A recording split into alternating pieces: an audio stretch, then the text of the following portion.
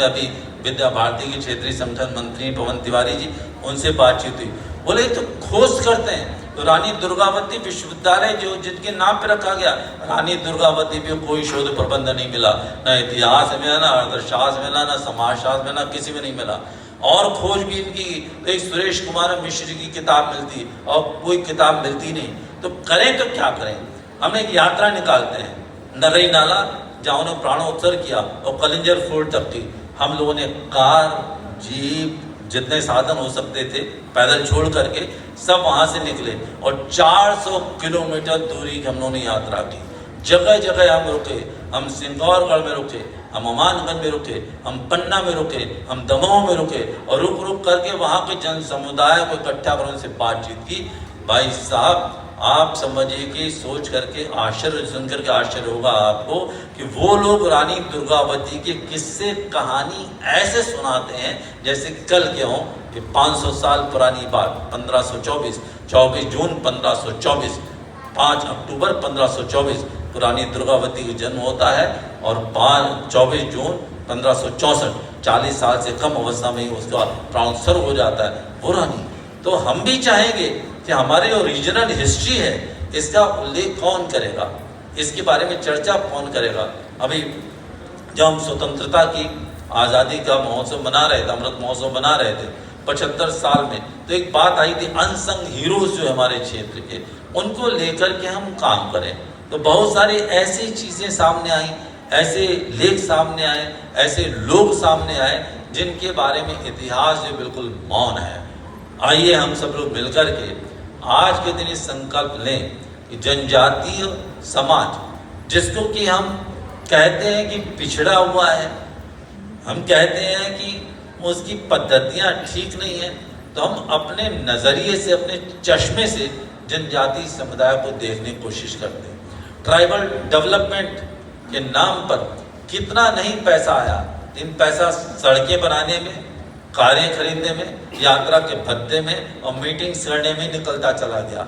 हम चाहते हैं हम ट्राइबल्स को वो शिक्षा दें, हम जनजाति समूह वो शिक्षा दें जो कि हम देना चाहते हैं। हम चाहते हो वैसे ही रहें जैसे कि हम रहना चाहते हैं। उल्टा होना चाहिए, हमें ये देखना चाहिए वो जनजाति समूह कैसे रहते हैं। बहुत सारी बुराइयाँ जो हमारे आधुनिक समाज में हमको दिखाई पड़ती हैं, मैं कहता हूँ दहेज की बुराई है। एक भी दहेज का उदाहरण जनजाति समूह बता दीजिए, एक भी उदाहरण आपको दहेज की प्रताड़ना की, दहेज की हत्या की आपको जनजाति समूह में नहीं दिखाई पड़ेगी। एक भी आपको किस भ्रूण हत्या का जनजाति समूह में नहीं दिखाई पड़ेगा। घोटुल को लेकर के कई बार लोगों ने कहा घोटुल तो ऐसा जहाँ लड़के लड़कियां मिलती है, क्लब कल्चर। अरे घोटुल एक संस्कार केंद्र था जहाँ पर के लड़के लड़कियां भी आते थे, बुजुर्ग भी आते, सब मिल बैठ करके बात करते, कुछ समस्या उनकी होती थी वो निपटा देते थे। न्याय की बात आती है तो आप पाएंगे सबसे कम प्रकरण न्यायालय में किसी प्रजाति, किसी जाति के आते हैं, जनजाति समूह के आते हैं, उनके प्रकरण वहाँ आते ही नहीं, वो मिल बैठ करके अपने आप सुलझा लेते हैं।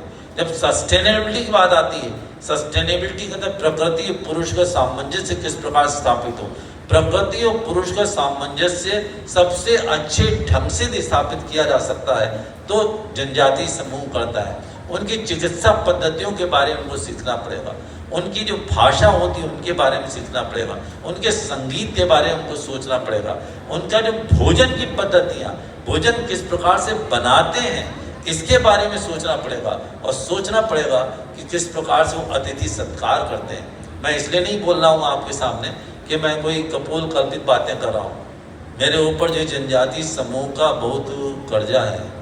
मैं जब आया यहाँ पर बिलासपुर, मेरी अपॉइंटमेंट हुआ तो पत्रकार पूछा आप कैसे आ रहे हैं, मैंने कहा मैं ऊपर मोर कर्जा हमें छत्तीसगढ़ से उतारे बना था, साफ समझने का मेरे पर कर्जा है।